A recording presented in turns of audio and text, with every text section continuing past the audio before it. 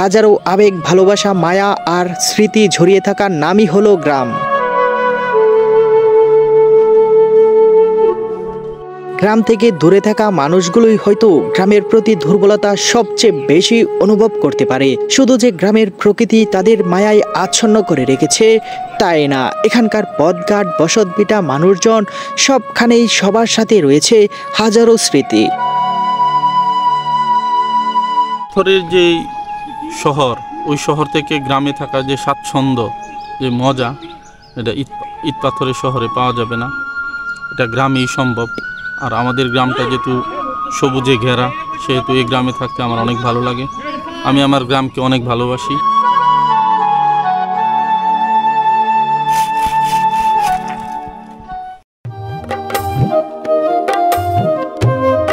গ্রামের মেঠো পথ, নির্জন প্রকৃতি আর ফসলের মাঠ সৌন্দর্যের অহমিকায় প্রতি পলকে পলকে চোখে ধরা দেয় অনন্য রূপে, অনন্যভাবে।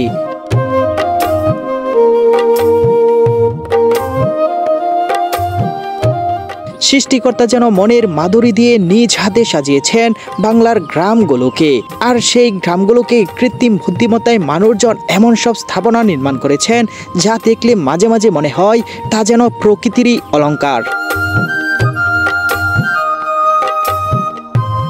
বন্ধুরা, আজ আমরা নরসিংদী জেলার বেলাবো উপজেলার ধুলালকান্দি গ্রামের পশ্চিম অংশ থেকে রওনা দিয়েছি গ্রামের অন্যান্য অংশগুলো ঘুরে দেখার জন্য।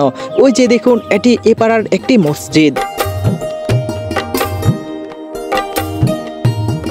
গ্রামের এমন মাটির রাস্তা ধরেই আমরা সামনের দিকে এগিয়ে যাচ্ছি। এখানে বাঁশঝাড় রয়েছে অনেক, রয়েছে বাঁশঝাড়ে ঢাকা অনেক বাড়িঘরও।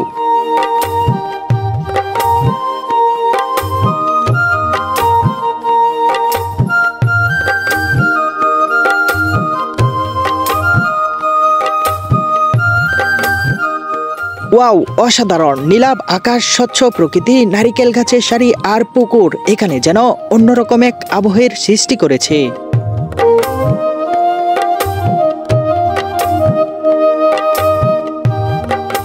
এবার আমরা মাটির রাস্তা থেকে পাকা রাস্তা ধরে আরো কিছুটা পথ এগিয়ে এসেছি। আজকের প্রকৃতি এতটাই স্বচ্ছ যা ব্যক্তিগতভাবে আমার কাছে খুব ভালো লাগছে।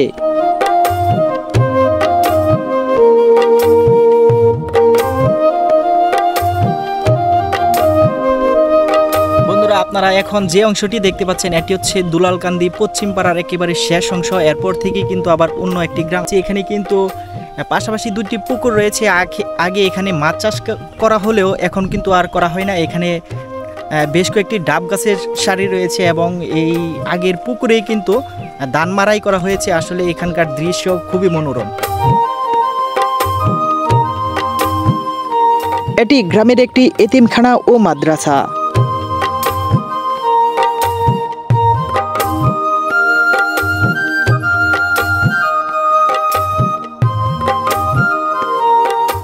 এখানে ধান মারাই করে রাখা হয়েছে আর সামনেই রাস্তার ধারে গাছের ছায়ায় মাঠ থেকে কাজ করে এসে জিরিয়ে নিচ্ছেন কয়েকজন।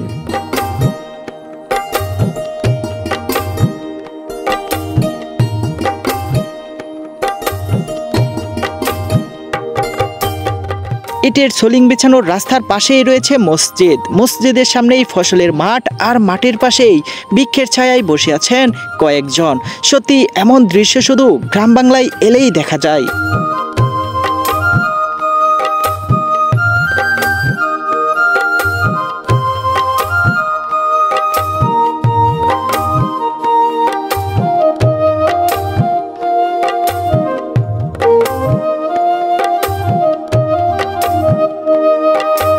গ্রামের মধ্যপাড়ার এই অংশে সরু রাস্তার দুধারে ছোট বড় অনেকগুলো বাড়ি রয়েছে। এখান থেকে দেখতে এই বাড়িগুলো বেশ চমৎকার লাগছে।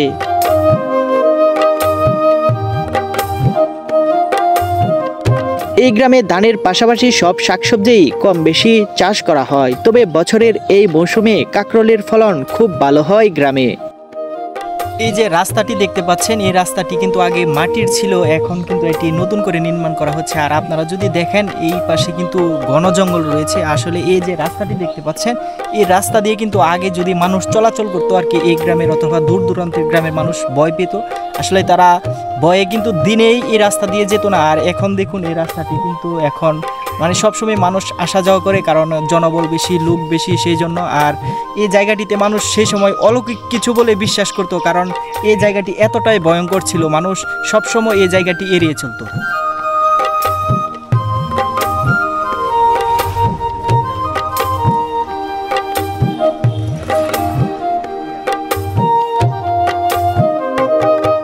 এটি গ্রামের ঈদগাহের মাঠ। মাঠের সামনের দিকে রয়েছে বিশাল বড় পুকুর বা বিল। আগে বিলের ধারে বিশাল বড় একটি গাব গাছ ছিল।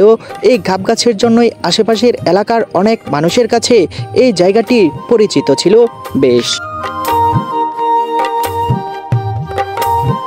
প্রকৃতি বেলাবতে আমাদের গ্রামে আছে যে কৃষি, বেগুন ক্ষেত আছে, সবজি, উড়ি, সিম অনেকগুলো আছে। গ্রামে থাকতে আপনার কেমন? গ্রামেতে ভালোই লাগে। এমন ছায়াঘেরা পথ ধরে আমরা আরো সামনের দিকে অগ্রসর হচ্ছি। এখানে রাস্তার পাশের বাড়িগুলো অনেক সুন্দর, আর অপর পাশেই রয়েছে ধান ক্ষেত। কিছু ক্ষেত কেটে ফেললেও এখনো আধা পাকা অবস্থায় রয়েছে বেশ কিছু ধানি জমি।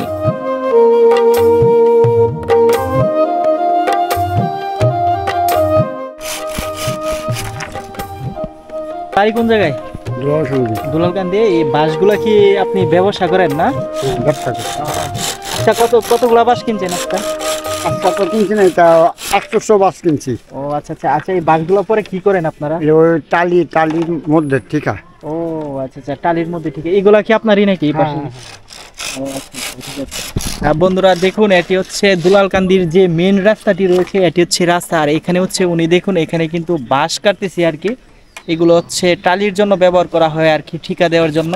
দেখুন এই চারদিকে কিন্তু প্রচুর বাঁশ রয়েছে। যারা এখানে ব্যবসায়ী রয়েছেন তারা কিন্তু কিনে। এখানে কি প্রতি বৃহস্পতিবার, রবিবার বাঁশ কিনে? ও আচ্ছা আচ্ছা, ঠিক আছে। আর এই হচ্ছে মেন রাস্তাটা আর কি।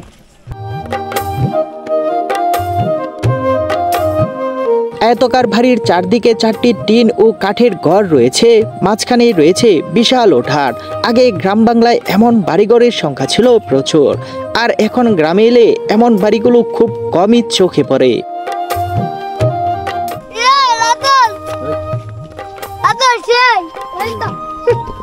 কি কাজ করেন আপনি? মহিষ কয়টা আছে আপনার? দুইটা ছিল, একটা মানে বিক্রি করবার লাগে সামনে না?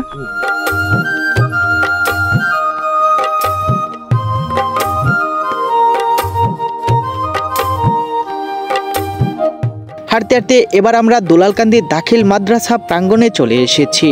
এই গ্রামের সর্বোচ্চ বিদ্যাপীঠ এটি। এখানে মাদ্রাসার পাশে একটি দরগা বা মাজার রয়েছে।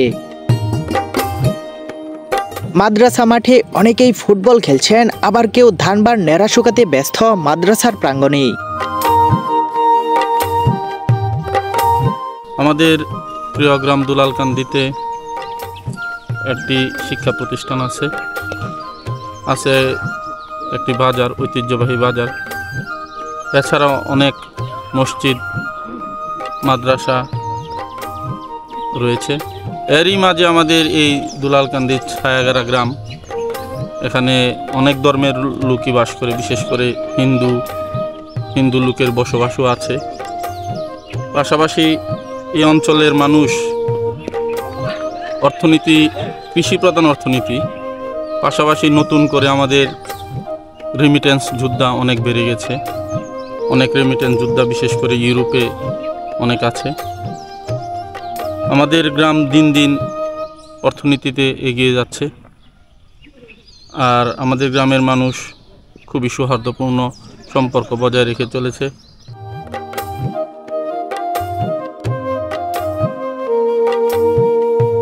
ফসলি মাঠের মাঝে বিশাল একটি ডুপ্লেক্স বাড়ি নির্মাণ করা হচ্ছে। নির্মাণ শেষে বাড়িটির রাস্তা থেকে দেখতেই নিশ্চয়ই বেশ চমৎকার লাগবে।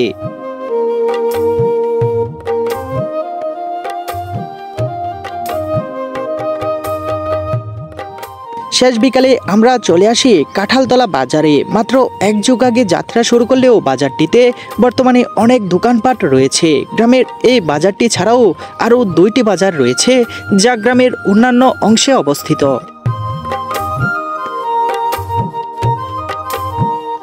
শেষ বিকালে সূর্যটা যে বেশ মনোরম, দেখুন না সূর্য আর প্রকৃতি এই মুহূর্তে কি অপরূপ ধারণ করেছে।